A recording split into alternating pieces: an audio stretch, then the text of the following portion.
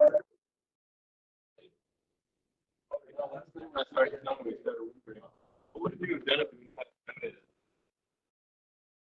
have a lecture recording from last semester.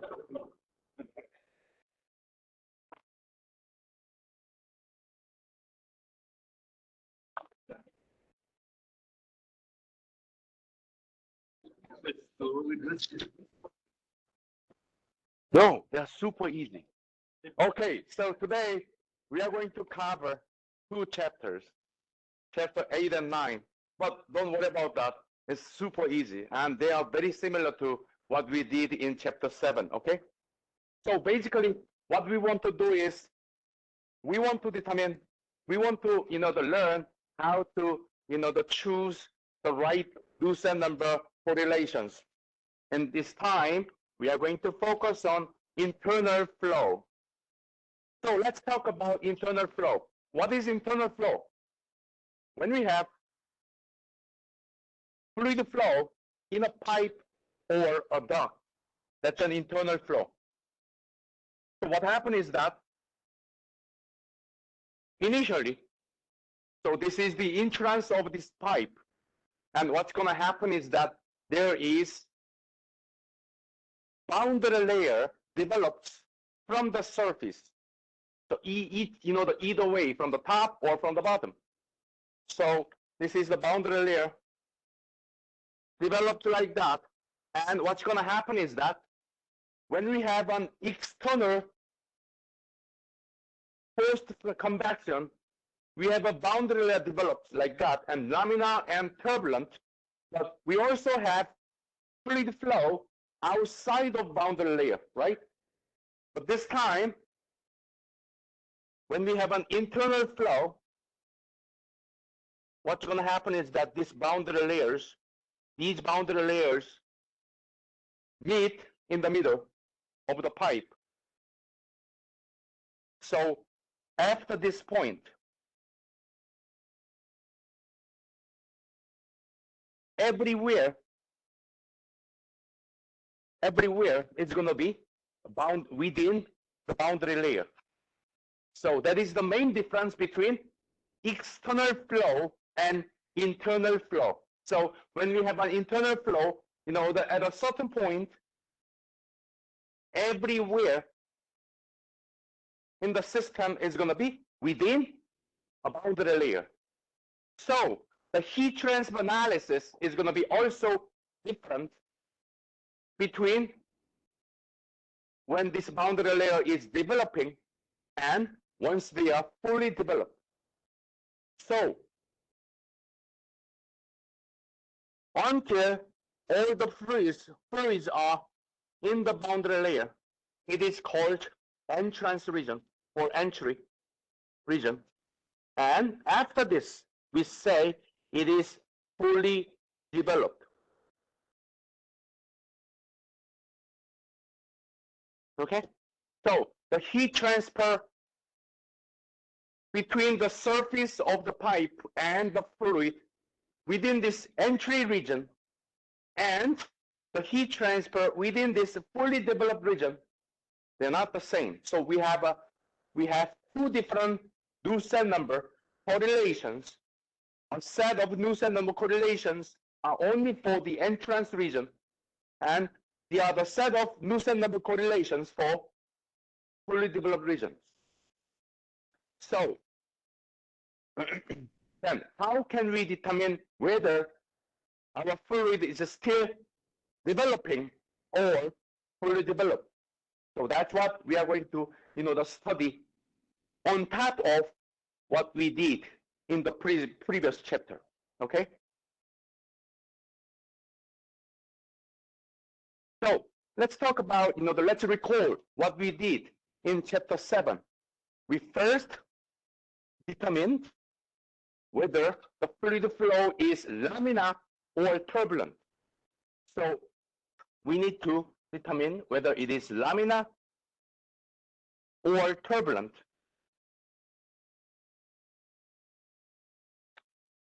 Or mixed. But there's no mixed in internal flow. So it's going to be either laminar flow or turbulent flow. And how did we check whether the fluid is laminar or turbulent in the previous chapter? We calculated Reynolds number and compared it with critical Reynolds number. We are going to do the same. We are going to calculate Reynolds number, and this Reynolds number should be less than critical Reynolds number. But in this case, when we have a circular pipe, it's going to be 2300. So when the Reynolds number is greater than critical Reynolds number, let's say less than critical Reynolds number, that means laminar flow. Otherwise, you can consider it's going to be a turbulent flow, okay? So laminar and turbulent, how to determine whether it is laminar or turbulent, looks, the procedure is the same. However, the critical Reynolds number is different. When we have a external flow, a fluid flow over a flat plate, the critical Reynolds number was 500,000, right? But this time it is only 2300. And then the second thing we did in the previous chapter was the boundary condition, heat transfer boundary condition, whether it is constant surface heat flux or constant surface temperature. So based on the heat transfer boundary condition, we had a set of Lucent number correlation, right? When we have an internal forced flow, there's one more check that we need to do, which is whether it is entrance region or fully developed region.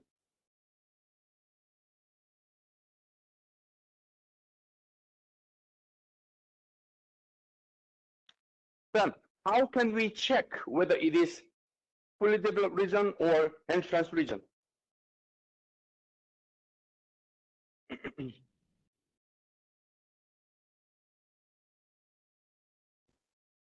Here is the equation. So the boundary layers, there are two boundary layers, velocity boundary layer and thermal boundary layer. When we talk about heat transfer, we are going to focus on thermal boundary layer. So when you check the Reynolds number, if it is laminar flow, then thermal entry length is going to be x divided by diameter is 0.05 Reynolds number times Prandtl number.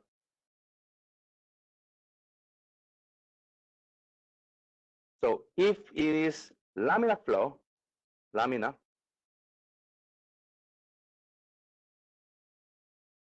the entry length x is going to be 0.05 Reynolds number times Prandtl number times diameter.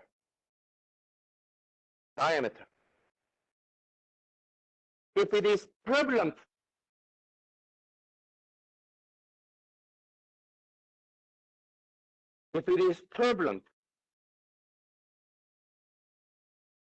x should be 60 times diameter.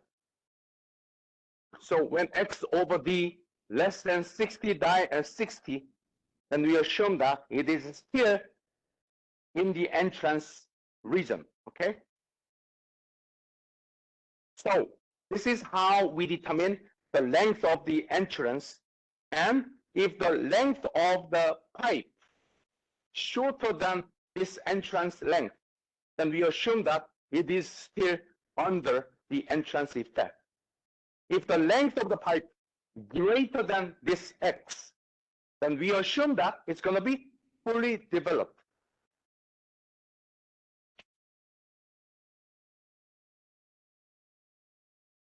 So to be entrance region, this x should be less than the length of the pipe.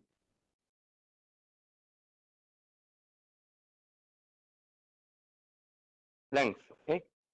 And to be fully developed, X should be greater than the length of the pipe. Okay?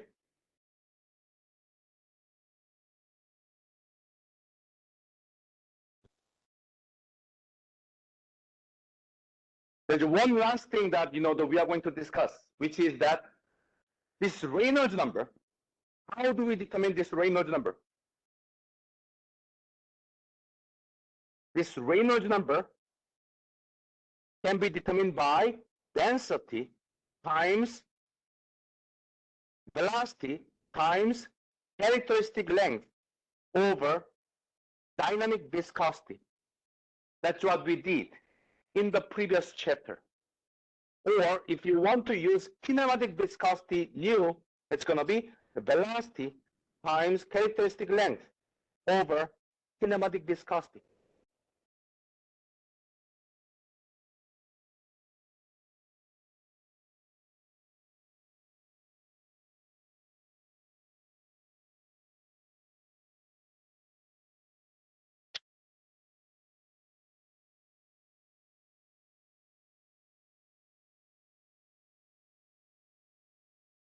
Oh, I'm trying to find the light.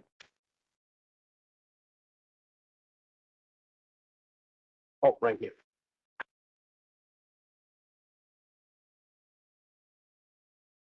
But there's one problem when you want to use this equation to determine Reynolds number. So let's see. If the velocity of the fluid at the entrance, let's say that the velocity is 10 meters per second. So this is the velocity, uniform velocity. Then what's going to be the velocity within this pipe? Are they going to be the same as 10 meters per second all the way? No, there's a problem. There's a friction from the surface, right? So the velocity of the fluid molecule near the surface is going to be slower than 10 meters per second. So maybe at the surface, 0 meter per second. That is called no slip condition. By the way, this is a fluid mechanics, supposed to know that, right? And on top of it, maybe 1 meter per second, or 2 meter per second, or 3 meter per second, and 5, 8, and outside of the boundary layer, we finally have 10 meter per second. So the velocity profile is going to look like this. Here,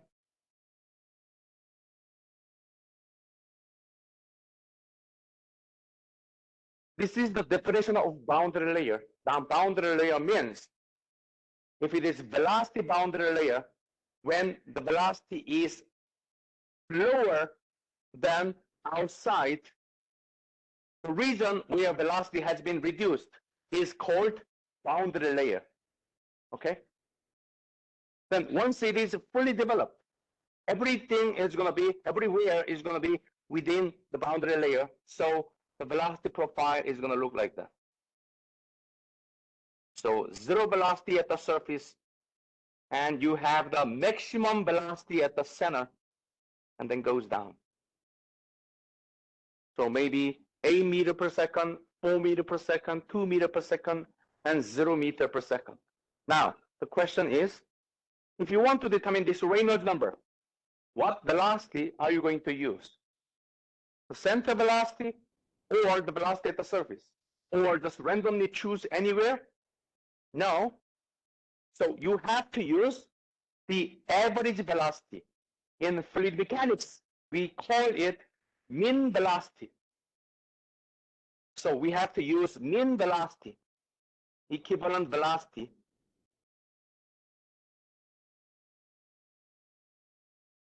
Then how do we calculate this mean velocity? Mean velocity, V of m. How do we calculate this mean velocity? It's very simple. You already did in fluid mechanics. Solve this equation. You want to do that? I don't want to do that. But we have people in that Pierce Hall majoring mathematics. They already did for us. So this is how we determine the mean velocity. dP over dx is pressure drop. That means at the inlet, the pressure is 500 kilopascal. At the exit, 100 kilopascal. dP over dx is going to be 400 kilopascal divided by the length of the pipe. That is this pressure drop times radius square over 8 times dynamic viscosity. But still, this doesn't look good. I don't want to use it. We are engineer. We like what? Simplification, right? So let's simplify that. Then how can we determine the Reynolds number? Here is the answer. Reynolds number can be determined by density times velocity times characteristic length, in this case diameter, divided by this dynamic viscosity, can be determined by 4 times mass flow rate over the dynamic viscosity mu times P parameter. Or if it is a circular tube, 4 times m dot divided by pi diameter dynamic viscosity.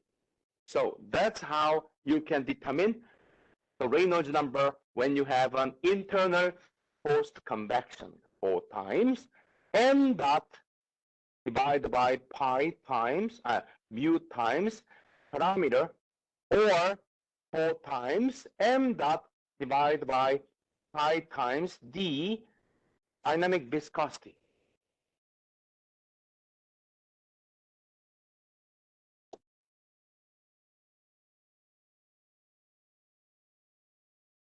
And one thing you can see here is that this characteristic length for this Reynolds number is going to be diameter, d. Then one more question is that not every pipe has a circular cross section. What about the rectangular cross section? How can we determine this diameter d? You can use what is called hydraulic diameter, 4 times A of C, the cross-sectional area divided by parameter. So that's how you can determine hydraulic diameter, 4 times A of C over P.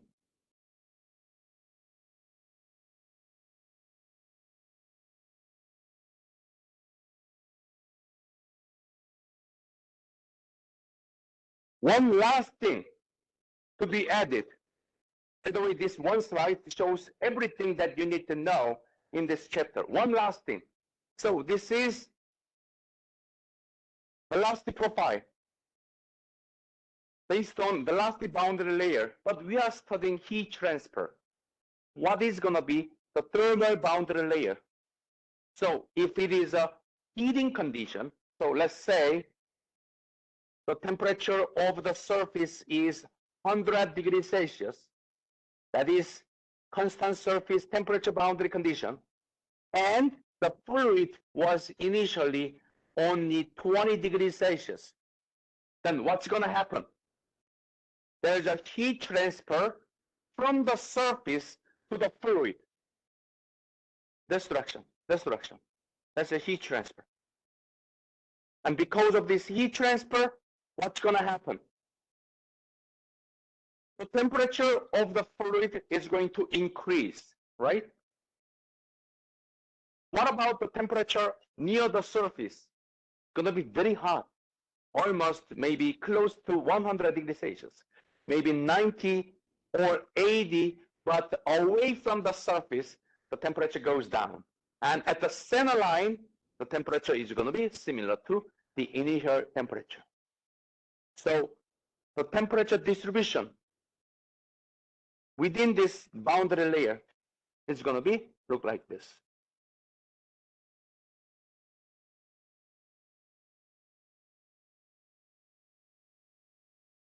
So this arrow indicates the temperature. So here may be 90, 80, and 60, 40, 30, etc. 40, 60, 80, and etc. So if you want to use the temperature at a certain point, which one you are going to use? 90, 80, 60, 40, 30, which one? At the center temperature or the temperature near the surface? None of them. We are going to use the average temperature. That is called mean temperature.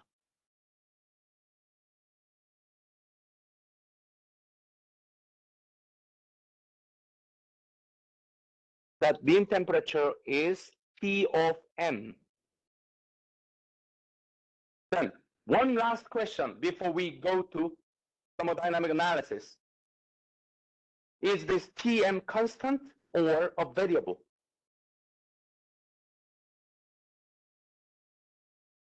So what's going to happen is that 20 degrees Celsius water flowing through this pipe. The pipe is at 100 degrees Celsius. What happens to the mean temperature of the fluid? Is it maintained maybe 30 all the way, or is it decreasing, or is it increasing? So you have a hot tube flowing cold water. What's going to happen to the water?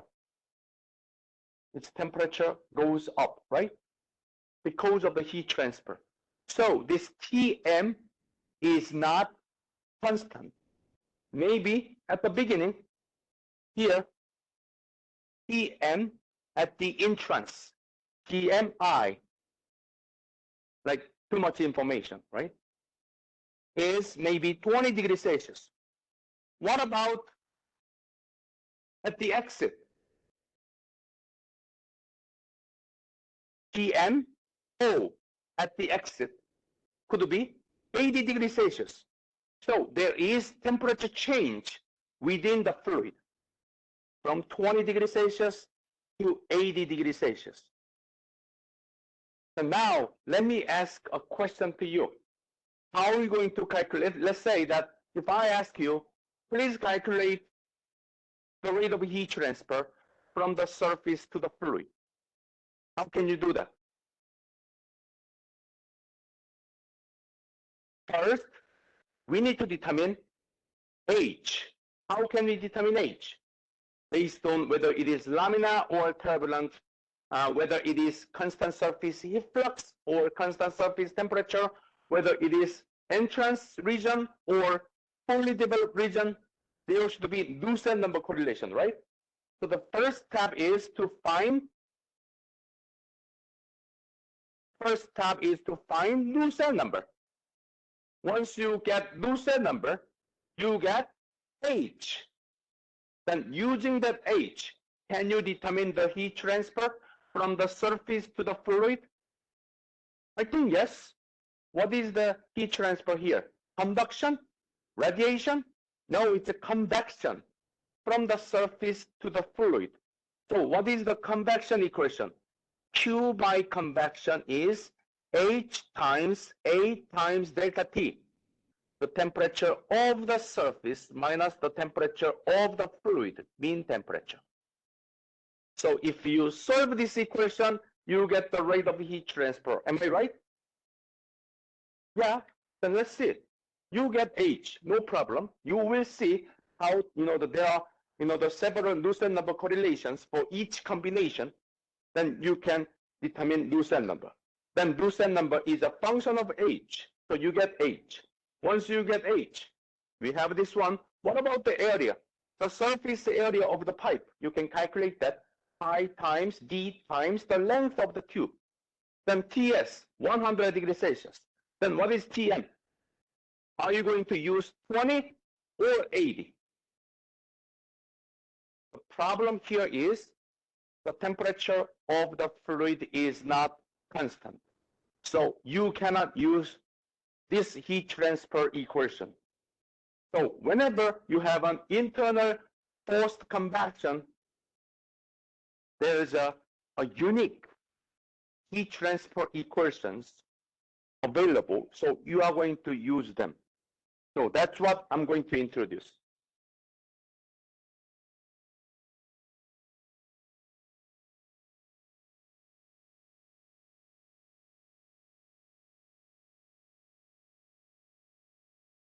So there are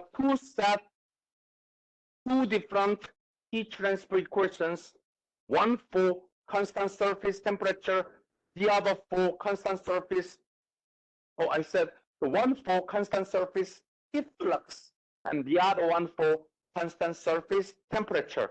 So let's review heat transfer equations for constant surface heat flux. So if you want to determine a certain temperature of the fluid at a certain point x, this is the equation.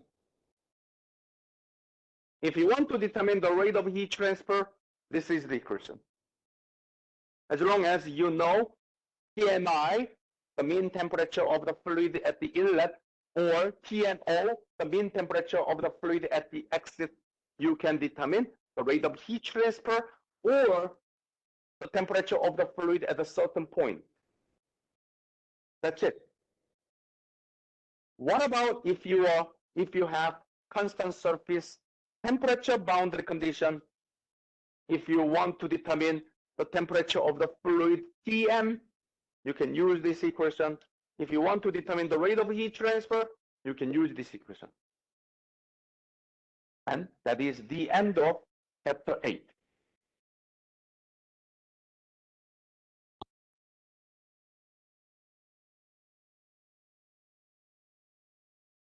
There's one thing that just for your information, there's a delta T of Lm that is called log mean temperature. You can use this equation to determine the log mean temperature.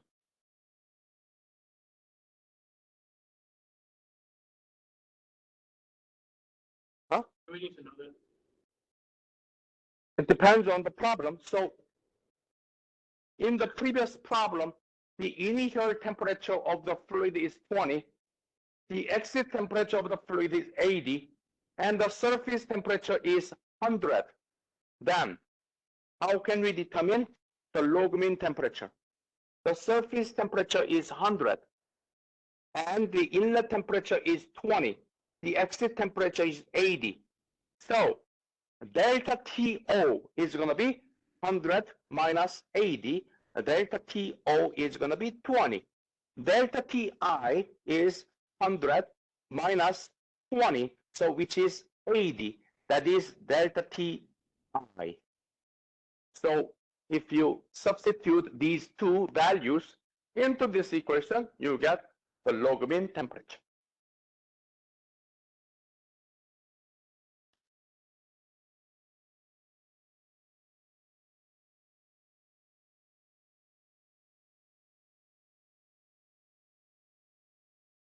So in the final exam, to save your time, I'm going to provide this slide so you don't have to memorize these equations, and also this slide so you don't have to memorize the equations. You just need to know which equation you have to use and where to find Deuce number correlations. So from now on, let's find Deuce number correlations. So how many combinations do we have? Laminar, constant surface heat flux, and fully developed. Laminar, constant surface temperature, and entrance. Turbulent, constant surface heat flux, entrance. Turbulent, constant surface temperature, entrance. And the same combination for fully developed. So let's find them. If it is fully developed, which means the length of the tube, oh, I made a mistake here. This should be this way. This should be this way. If the length of the tube is longer than the entry length, it is fully developed. If it is fully developed, laminar flow, This is the Nusselt number for constant surface heat flux. This is the Nusselt number for constant surface temperature. That's it. If it is turbulent, this is the Nusselt number correlation. So what you are going to do is, first, when you have an internal forced convection problem, calculate the Reynolds number by using either this one or that one. If it is less than 2300, and if the entry length is shorter than the length of the pipe, then you assume fully developed. These are the Nusselt numbers.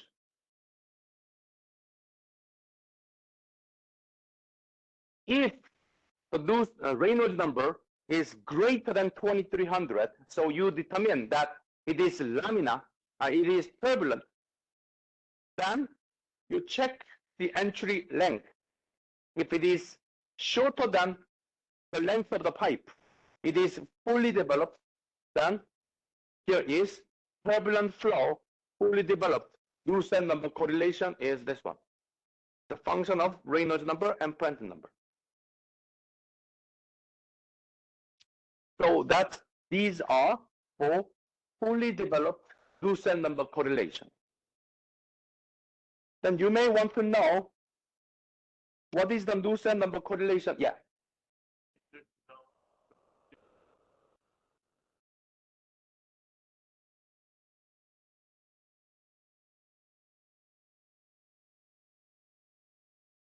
Oh, so in that case, regardless of the heating, the boundary condition, you can use this Nusselt number correlation just to make sure that the fluid is being heated or being cooled. Depending on that, we have a different N. Okay, that's for rough surface. This rough surface requires friction factor, which is from your fluid mechanics. I don't know how you're comfortable with fluid mechanics, so I'm going to focus on smooth pipe.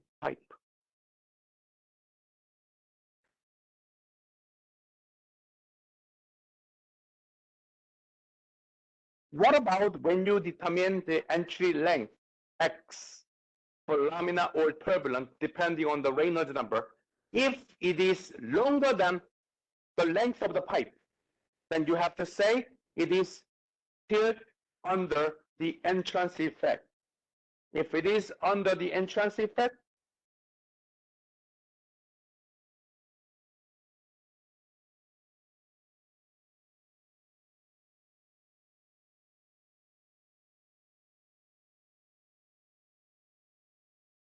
these are the Nusselt number correlations for laminar flow.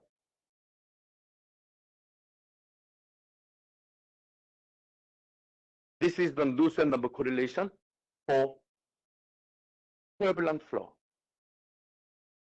All of these, the slides that containing Nusselt number correlations will be provided in the final exam.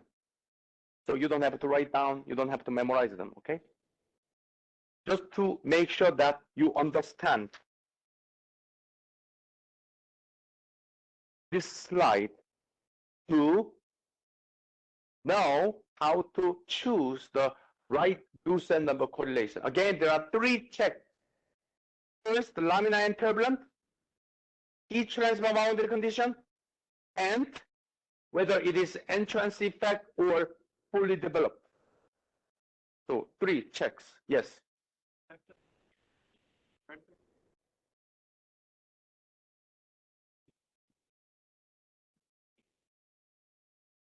So there's a Grach number that is also provided in the exam. The Grach number can be determined by diameter over entry length times Reynolds number, Prandtl number. Just another dimensionless number.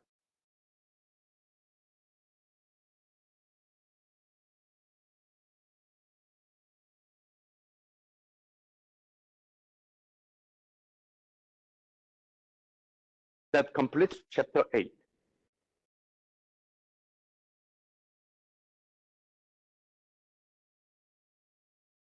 Again, this one slide shows everything. So please remember how I describe, how to find. So for laminar and turbulent, this is the equation to determine Reynolds number. This is the equation. The critical Reynolds number is this one to determine whether it is laminar or turbulent. Heat transfer boundary conditions should be provided in the problem, right? And the last thing you need to check is whether it is still under the entrance effect or not. If the entry length longer than the length of the pipe, still entrance region. Entry length shorter than the length of the pipe, fully developed. So once you find these combination, fully developed, this slide, entrance, this slide. Okay? Any question? 3 practice problems.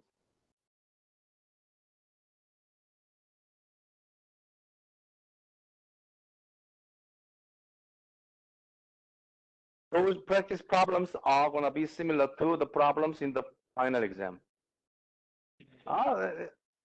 So procedure is, the structure of the problem is always this way.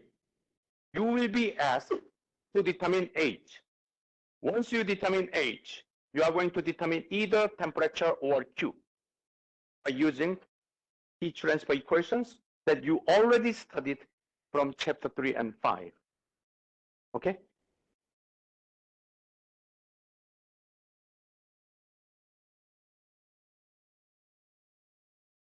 I'm not going to do this first problem because this first problem is for fluid mechanics. Okay? This is just, I put this problem here to help you recall what you studied in fluid mechanics. But since we are focusing on heat transfer, let's talk about heat transfer problem. This one.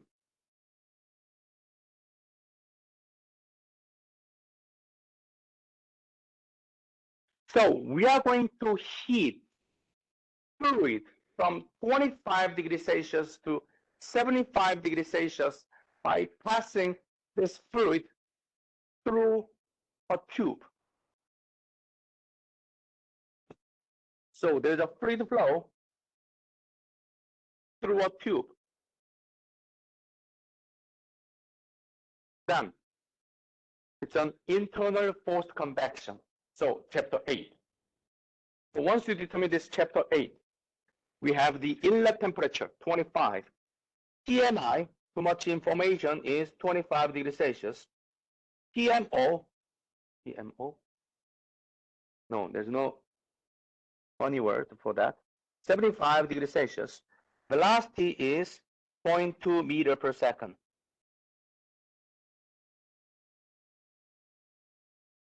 And what is the heat transfer boundary condition? It says uniform heat flux, constant surface heat flux boundary condition. Okay. If the tube is 10 meters long, so the length of the pipe is 10 meters. We want to determine this heat flux. Okay. So let's do the problem. First thing, what we need to do is we need to determine the Reynolds number, right? Because we want to check whether it is laminar or turbulent. How do we determine Reynolds number? Here, 4 times mass flow rate divided by pi d mu. 4 times mass flow rate divided by pi d mu. Mu? Oh, this way, right? So, do we know m dot? Oh, we do not know m dot. So what are you going to do? No give up. You can calculate m dot. How do you calculate m dot? There are 2 different ways. We did this many times, right? Density times volumetric flow rate or density times average velocity times cross-sectional area. So what is the density? Density is given 1,000. So it's a water-based. 1,000. What is the velocity? 0.2. What is the area? Oh, we have a diameter. Pi d square over 4. So from this, you can determine m dot. Am I right? So if you calculate m dot is 0.0253 kilogram per second. Then this one goes here. And we have a dynamic viscosity here. So this value is 0.0253 dynamic viscosity. I'm sorry, this diameter, 0.0127. Dynamic viscosity is this value. So we have everything. Can you determine the Reynolds number? Yes, Reynolds number is, do I have it? I don't have it. Oh, 1270. So what is the critical Reynolds number? 2300. So this one is less than 2300. So what is your conclusion? Laminar flow. Okay, so now we got laminar and constant surface heat flux. One more check. What is that? Entrance effect or not? So how do we, check whether it is entrance effect or not? This is the equation. X is 0.05 Reynolds number, Prandtl number, diameter. X is 0.05 Reynolds number, Prandtl number, and diameter. What is the Reynolds number? Yeah, here. Goes here. What about Prandtl number? 10. Diameter, 0.0127. Can you determine the entrance length? Yes, that is 8.06 meter. Now, let's compare this length with, let's compare this entry length with the length of the pipe, 10 meters. So this is shorter than the length of the pipe. So you can say it is fully developed. So now we know laminar, constant surface heat flux, fully developed. Where is the equation?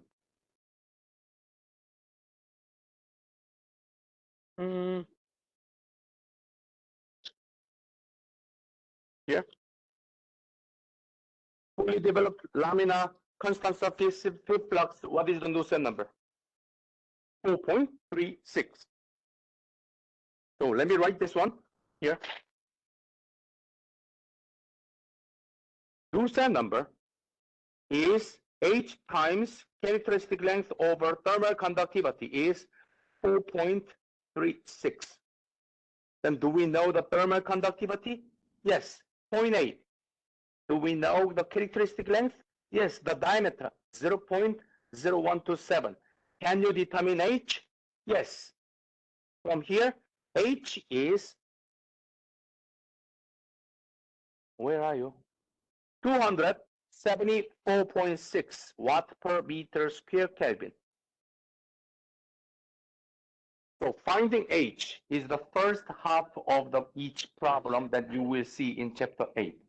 Once you get H, you want to determine the heat flux.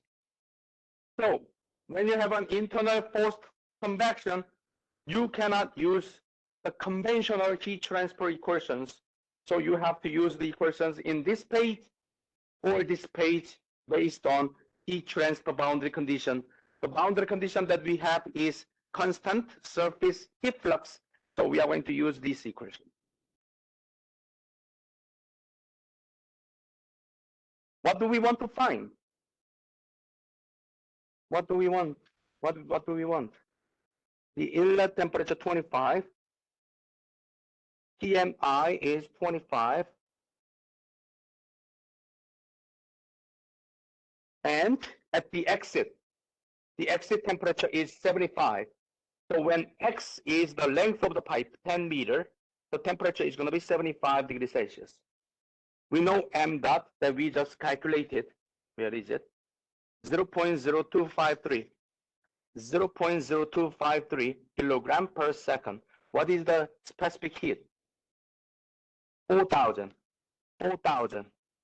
And parameter, pi times d. D is 0.0127. We have everything. Can you determine the heat flux? Yes, we can. Heat flux is, oh, this didn't calculate heat flux. I think we are supposed to calculate heat flux. Oh, here. If you do the calculation, heat flux is going to be 12,682 watt per meter square.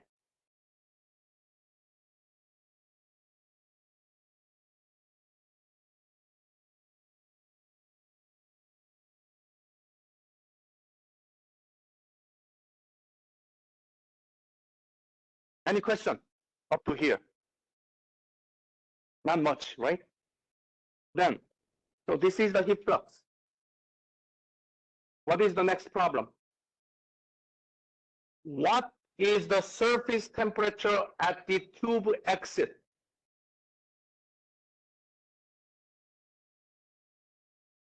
So the fluid temperature at this tube exit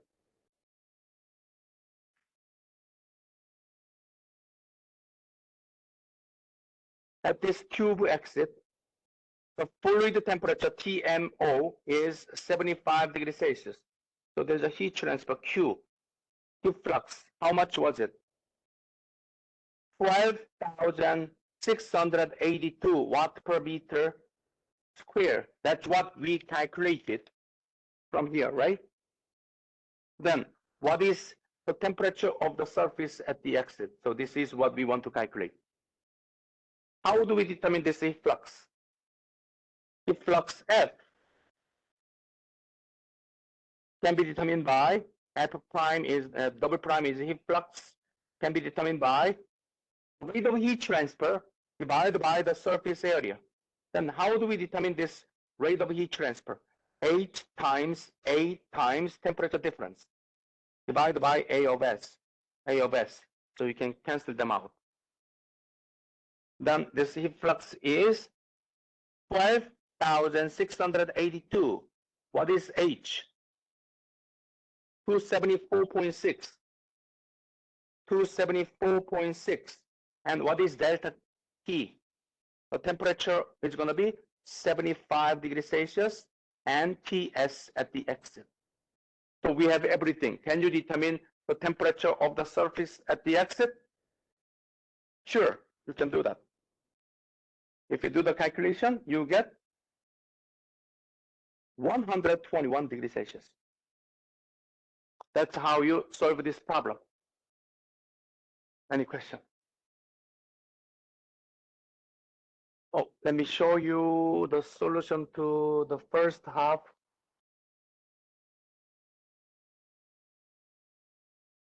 So basically, always the first half is to find H. Once you get H, you do the heat transfer analysis that you learned from chapter 3 and 5 to determine temperature T or heat transfer rate Q. As this one. I was not that organized. So here. Oops. Now better? No? Any question?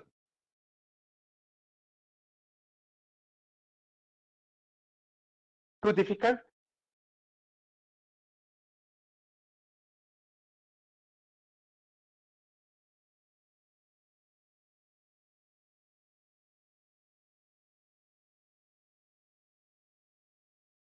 Really? So let me just, summarize you one more time.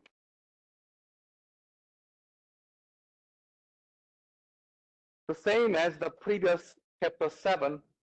When you want to determine age, you need to find the Dusan number correlation. And to find the Dusan number correlation, there are 3 checkpoints. Laminar or turbulent. By calculating Reynolds number, that you know that, right? And then heat transfer boundary condition should be given in the problem. And finally, you calculate entry length to determine whether it is entrance or fully developed.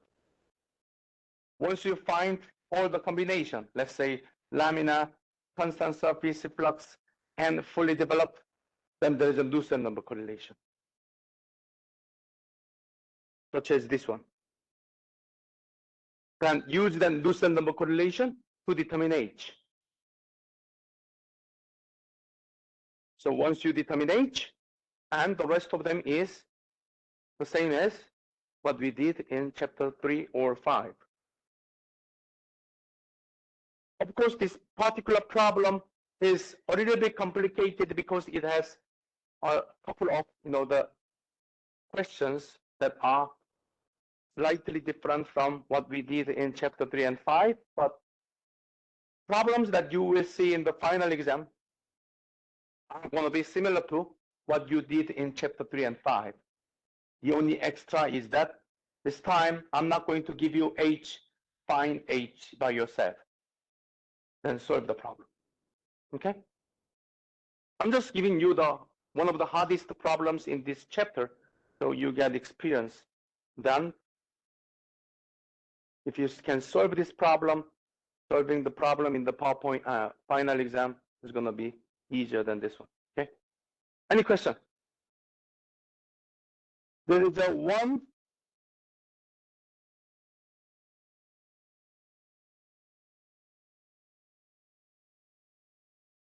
one section of this chapter 8 is about concentric tube. This is just for your reference. It won't be in your final exam. Okay? But if you go through, finding the Dusan number is very similar. The only difference is that instead of one Dusan number, you have 2 Dusan numbers, one to the inner surface, the other one to the outer surface. And you have tables to determine Dusan numbers for the inner surface or outer surface. But it won't be in your final exam because there's too much materials that you need to cover for the final exam. Okay? That completes chapter 8. Any question? Not very happy? So here's a good news. Chapter 9, free convection is super easy compared to this one. Seriously. So don't worry about that. It's going to take 10 minutes or less. So it's all about the concept. How did we determine Dusan number? So we are going to determine Dusan number. So what was the concept, how we came up with this Dusan number correlation? Our understanding is that when there's a fluid flow over a plate, the heat transfer should be determined by how fast this fluid flows and the material. The heat transfer from the surface to the air, heat transfer from the surface to the water should be different, right? So one factor to explain how fast this flows, Reynolds number. And the other factor to discuss how well this material can transfer heat, Prandtl number. So that's how we came up with this general Dusan number correlation, right? And we, based on this rule, we came up with different Dusan number correlations for chapter 7 and 8. Now in chapter 9, there's one problem. Chapter 9 is free convection. In other words, there is no external force. So if you want to determine the convection heat transfer from this surface to the air in this classroom, how are we going to calculate this Reynolds number? Because the air has no velocity, right? The air has no velocity. So if you want to determine Reynolds number, you cannot do that because air has no velocity, because it's a quiet air. We know, even though it is quiet, there's still heat transfer, right? If there's no heat transfer, why we need to turn on the heater? There's a heat transfer from the air through this wall to the outside, right? So if you want to determine, if you want to study the rate of heat transfer from this quiet air to the surface, we need to come up with, the one idea. What is the driving force? Is there any external force like a fan pressure drop that give you velocity? No. The driving force is going to be gravity. Gravity, the buoyancy effect. If the air near the ceiling is heavier than the air at the bottom, then there is air circulation. That causes convection.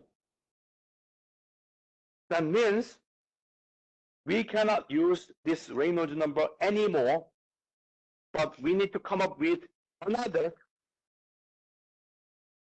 number that represents gravity. Then what is that number? Grashof number. So we are going to talk about Grashof number, and that's it. Then how can you determine Grashof number? It's not that difficult. Grashof number can be determined by gravity, thermal expansion coefficient beta, temperature difference, times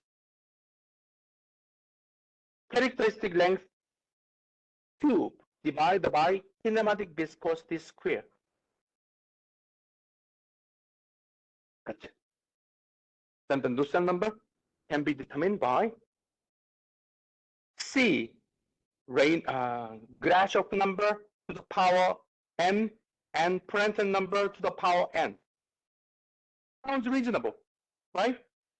Instead of velocity, since we don't have an external force, we are going to come up with another number that represents gravity. And that is C times Grashof number, Prandtl number. Then, based on this assumption, people did experiments to determine C, M, and N. And surprisingly, they found this M, N, they are the same. Then, what do you want to do as an engineer? If you found that this M and N, they are the same, are you going to say Nusselt number correlation is going to be C times Grashof number times Prandtl number to the power n? Is that you want? No. As an engineer, I like simplification. How can you simplify them? You can combine them and say, I'm going to create another number. Maybe Shin's number, my last name. And there was one guy whose last name is Rayleigh, and he combined them. So Nusselt number is C times Rayleigh number to the power n, period. That's all you need to know in chapter 9. Okay? Now, let's see.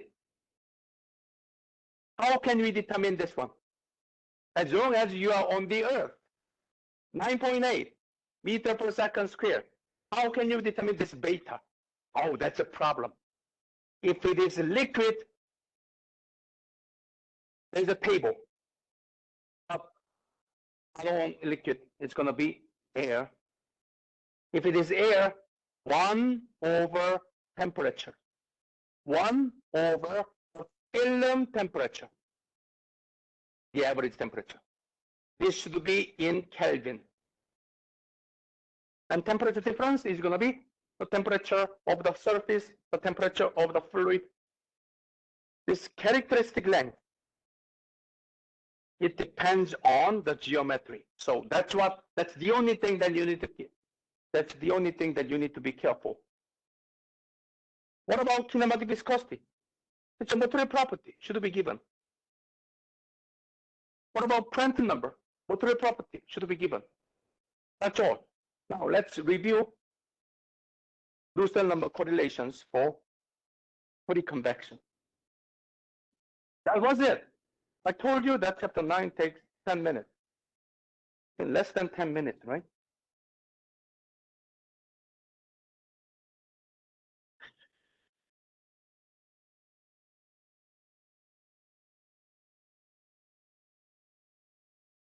So we are going to study two geometries.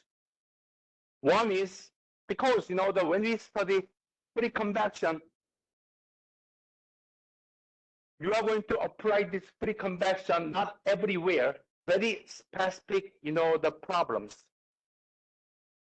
The convection heat transfer from the air, higher air, to the wall, to the ceiling, to the floor. Otherwise, when there's water, it's going to be forced convection most likely. If you go outside, forced convection, there's wind. So there are very limited, the places where we can use free convection. So we are going to focus on vertical plate and I don't know what's wrong with my voice. Last day. And where is horizontal plate? Right here.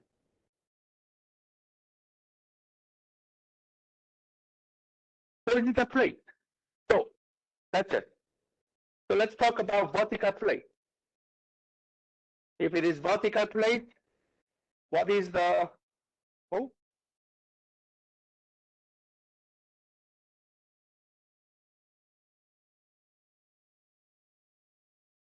vertical plate? Where are you?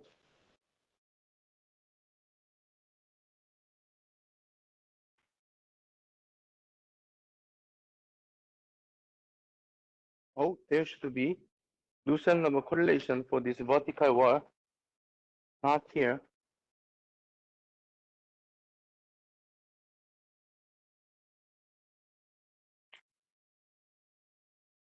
Oh, seriously, that one slide is missing. That the most important slide is missing. That's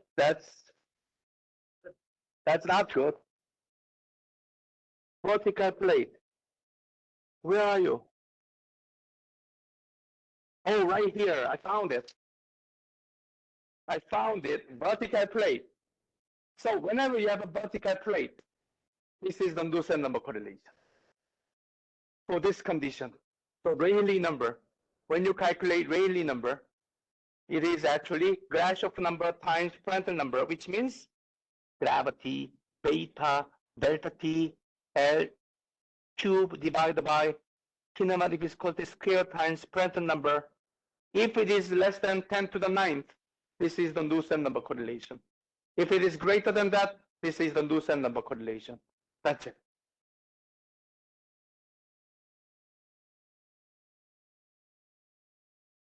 By the way, this slide is going to be also provided in the final exam. And the other one is, yes.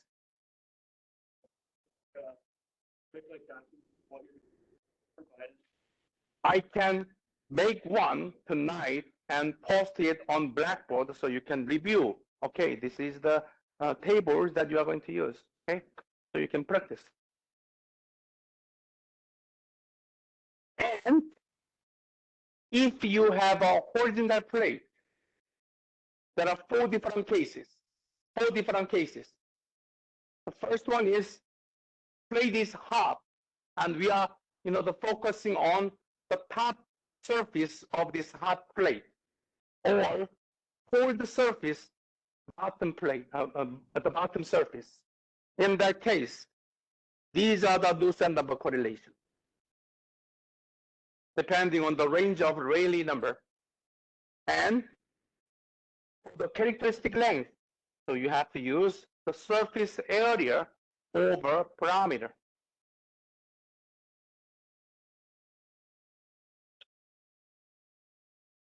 What about if you have a cold surface on top surface of cold plate or the bottom surface of hot plate.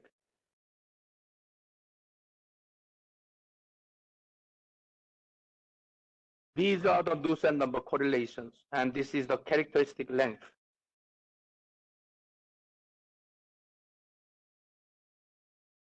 Yeah, and that's it. That completes heat transfer. Now the exam, you have, the final exam.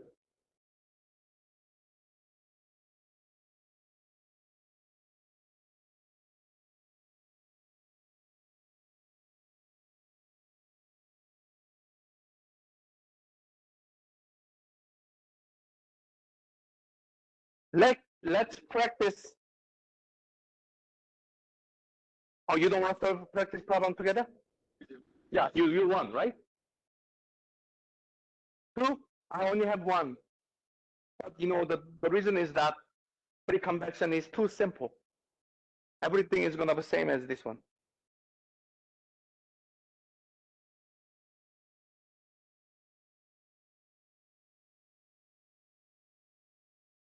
Okay, so we have a vertical plate. Oh, whenever you hear a vertical plate,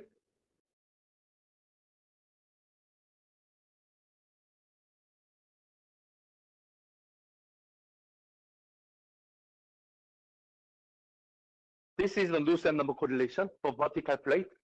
And the dimension is 0.25, 0.5, and the surface is at 100 degrees Celsius, and the surrounding fluid is at 20 degrees Celsius. And I would like to minimize rate of heat transfer. Which one is better than the other? Maybe you can say, oh, I never studied that yet. No, you did. We're talking about heat transfer. So what's going to happen is that, what happens when there is a fluid flow near a surface? There is a boundary layer, right?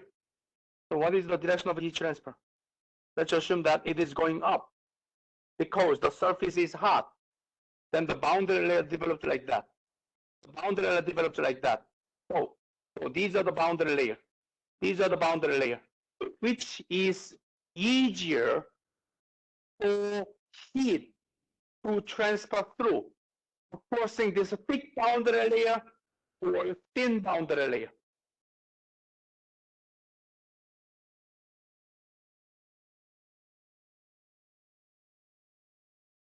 Thin one. Okay, let me explain. How do you determine heat transfer? Can be some coefficient, and what? Delta T. So look at that. Delta T, temperature difference, is the most factor that affects the rate of heat transfer. Imagine that you are going to put your hands into warm water and boiling water. Which one is hotter than the other? This one is much hotter than the other, right? Why? Because there's more heat transfer. When there's more temperature difference, you get higher rate of heat transfer.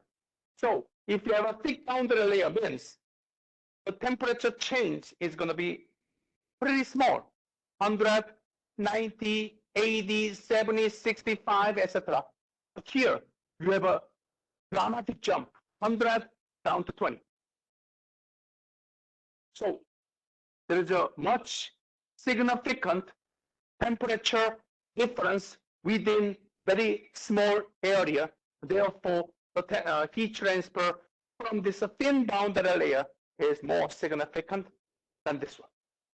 So if you want to minimize the rate of heat transfer, this is preferred orientation.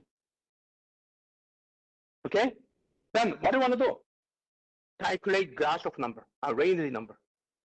Rayleigh number is going to be gravity, beta, temperature difference, characteristic length, cube divided by kinematic viscosity times Prandtl number.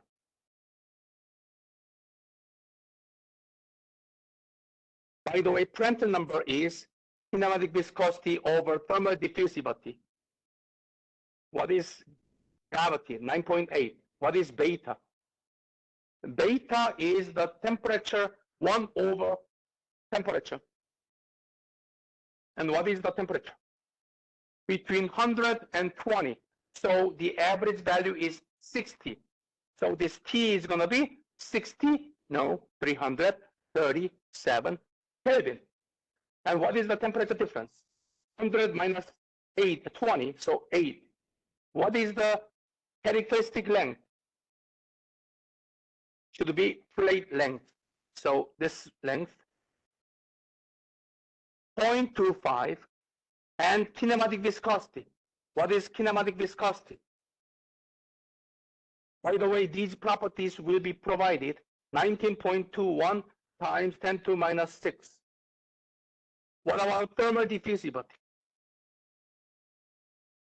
27.4 times 10 to minus 6. So you have everything, so you can determine Rayleigh number. Rayleigh number is 559.10 to 6. Once you determine the Rayleigh number, this number is less than 10 to 9. So you substitute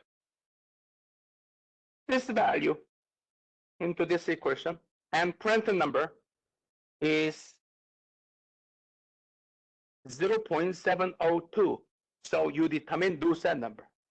Dussan number is HL over K, where L is 0.25, K is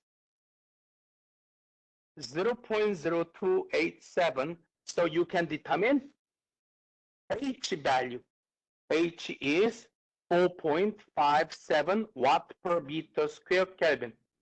Once you determine H value, the rest of them is going to be simple. We only have convection. So convection heat transfer is HA delta T. H goes here. A is going to be 0.25 times 0.5. What is delta T? 80. So you can determine the rate of heat transfer, which is 45.7 watt. That's how you solve this problem.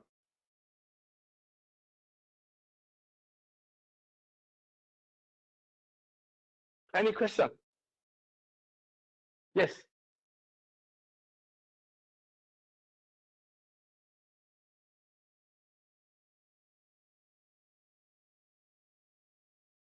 Prandtl number.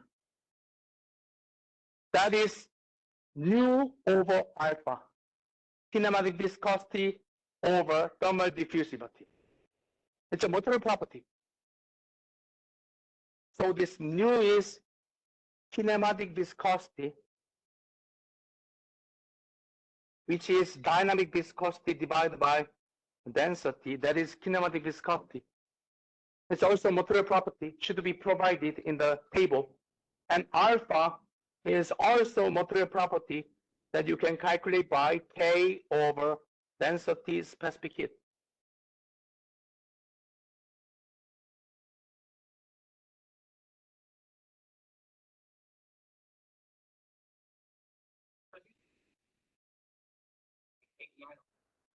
Yeah. 789. Yes.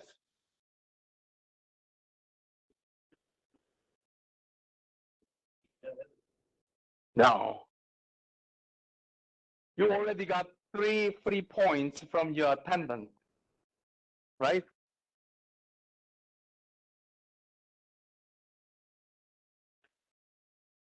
Okay. So let me give you, the one way to prepare for the final exam. You will see 3 or 4 problems. Each problem, you will be asked to determine H. That means that you need to show. So I will give you every Dussan number that we reviewed in the classroom. So among them, you need to show why you select that one. Such as, according to this fluid flow, it's a laminar flow, and the boundary condition is constant surface temperature, and it is fully developed. So according to this combination, this is the Nusselt number. So write that Nusselt number on your solution and plug all the numbers, molecular properties, velocity, and everything, and determine H. Once you determine H, that's a halfway done. You will see finding H in each problem.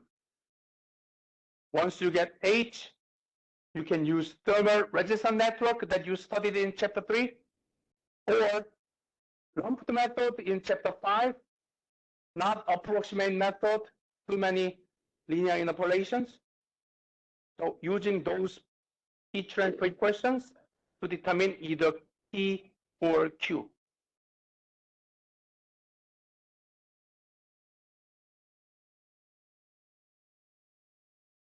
The problems are very similar to what you did in the classroom we did together. Okay. Turbulent, laminar turbulent. So always when you have a chapter 7 or 8, you have laminar and turbulent. So you need to determine whether it is laminar or turbulent or mixed. Then you need to determine whether it is a constant surface flux, constant surface temperature. When you do all the check that I show you in the classroom, then there will be only one Nusselt number that you can use. Write the Nusselt number on the solution, see if you know all the values. Then you get Nusselt number. Once you get Nusselt number is always H times length divided by K. So if you know length and K, you get H. So show that H, you are already almost done. The rest of them is that use the heat transfer equation, calculate T or Q.